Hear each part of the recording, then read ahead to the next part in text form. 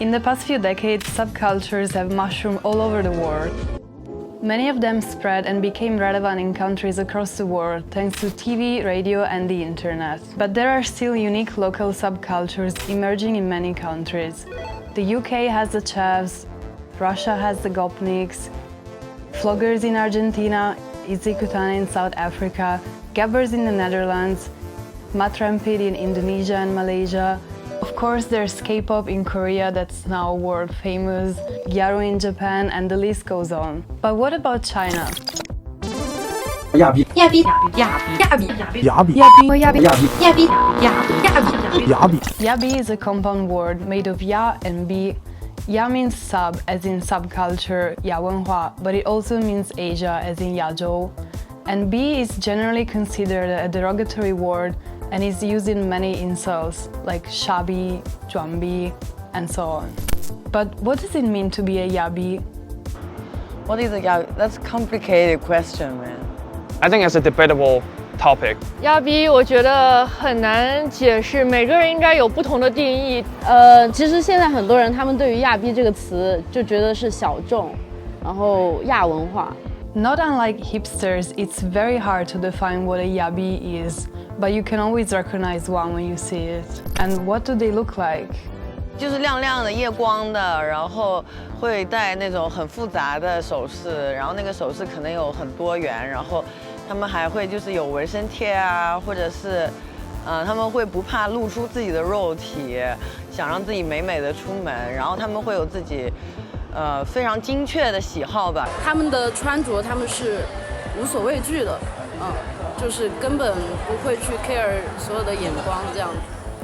Their aesthetic can be very diverse and combines elements of different subcultures, both from China and abroad. China has a long history of assimilating subcultures from abroad. For example, when China opened up in the 80s and 90s, rock, hip-hop, reggae and electronic music snuck their way across the border. These new music genres quickly created small communities of fans, and underground local scenes developed all across China. There were underground radio shows, record stores and dakodai. Dakodai basically means cracked tapes, and they were cassette tapes that were imported from Western countries where they were discarded as trash, and they were sold in China on the grey market. The internet started spreading in the early 2000s. New online subcultures started developing on forums and chat rooms like Qzone and Tieba. One of the most notorious subcultures that emerged in that time period is the Shamate. Shamate is a transliteration of the English word smart and was coined by young migrant workers who lived all across the industrial town. Shamate used colorful and extreme hairstyles to express their individuality. Because of how alienating factory work can be, these young migrant workers use these colorful hairstyles to express themselves, bond with each other and find a sense of belonging.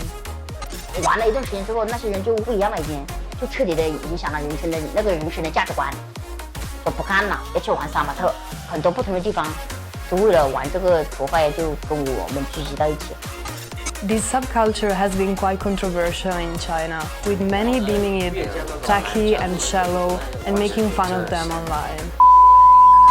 As social media became popular in China, some of the more niche online aesthetics from both Asian and Western countries were introduced. You can just scroll through one of China's social media apps and you will find a complex landscape of both imported and local aesthetics. Some of them are unique to China. For example, the Tuku movement. This aesthetic takes elements from China's visual tradition that are normally considered tacky or uncool and makes them cool again. Another aesthetic that's become popular recently is called Neo-Chinese style, or Xinzhongshi. This style combines elements of Chinese traditional fashion with modern aesthetics such as cyberpunk, goth and Y2K. Some of these aesthetics like e-girl, cybergoth and Y2K have been popularized by TikTok. However, they are also very common on Chinese social media apps like Douyin and Xiaohongshu. The Yabi subculture is really hard to define because it's rooted in this very complex and dynamic environment, and it takes elements from both Chinese and international aesthetics. So what do people in China think about the Yabis? 特别明显的问题，我们好像只有我们外表的夸张。你穿什么东西也好，或者是说你去做什么事情也好，一定要去知道它为什么会发生，然后它为什么会存在。Yabis have been criticized and made fun of extensively online. Some of the most common criticism revolves around them being shallow and just focusing on appearances, rather than trying to build a subculture that has its own values and substance. The way they mix and match different subcultures and aesthetics led some people online to label them as ignorant. Others have pointed out how Yabis are typically middle class and work creative jobs that can barely pay the bills, but at the same time they still manage to fill their wardrobe with new fashionable clothes every week. This criticism is reminiscent of our hate for hipsters. Hipsters are normally hated because of their self-appointed superior taste and their love for all things non-mainstream. 这个群体中目前还没有真正能让整个社会或者说能让整个网络媒体意识到我们这所谓的亚青年不光只是外表突出，也是可以做出自己有实力内容的东西。 However, in recent months, many Chinese creators have come to the defense of Yabis. Some of them explain how Yabis are not shallow, but they're actually a product of globalization and China's relatively short and eclectic subcultural history. Hyperpop producer and content creator Gigi Lobster explains how the commodification of subcultures, aka treating subcultures as something that can be bought and sold, is not a phenomenon unique to China, but it's actually very common in most capitalist societies. 我们去到 live house， 我们去到 club 里面去聚会，其实并不是因为我们有着同样的阶级、信仰、教育背景。可能我在俱乐部里面见到的朋友，有的住在汤臣一品，有的在50年房龄的阁楼里面租房，这都只是因为我们某一天在这个风格超市里面选购了同一件商品而已。也许到明天我们就各自做了各自的其他选择。 The practice of picking and choosing elements from the cultural supermarket has been fostered by the rise of social media everywhere in the world. Many of us are exposed to an unprecedented range of visual references, and we have the chance to build an online identity that's distinct from our offline existence.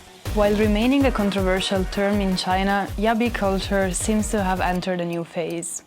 Some have reappropriated the word and use it ironically to describe themselves. For example, you can talk about your outfit and you can say, 今天感觉自己很亚, and that means, oh, I really feel cute and stylish today. Others call for a new definition. For example, neo-Yabi or post-Yabi. This would be something that focuses less on appearance while still pursuing free self-expression and non-conforming to the mainstream. As Yabi culture evolves, maybe everybody will join forces and fight against the true enemy: bad taste.